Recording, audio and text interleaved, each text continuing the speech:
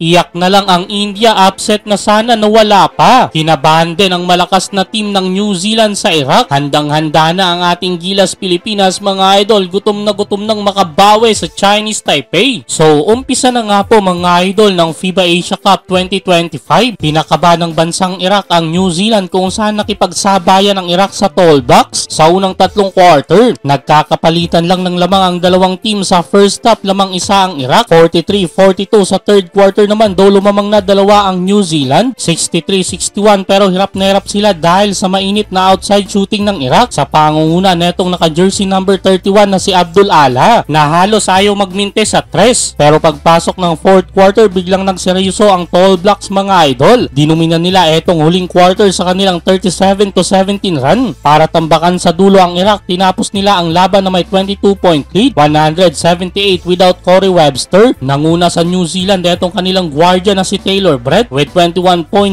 rebounds at 4 assists.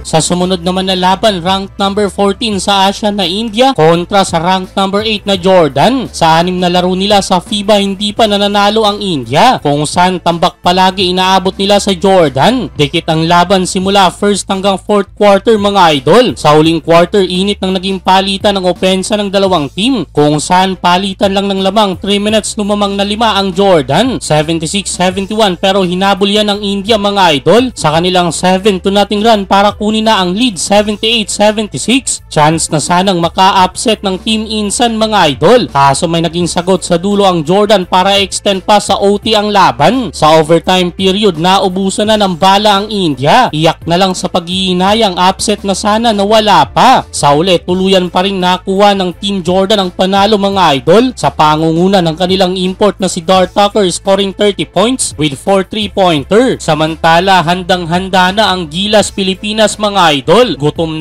nang makabawi sa Chinese Taipei. Mamaya na kanilang magiging laban. 2:00 ng madaling araw, sabay-sabay tayong magpuyatan.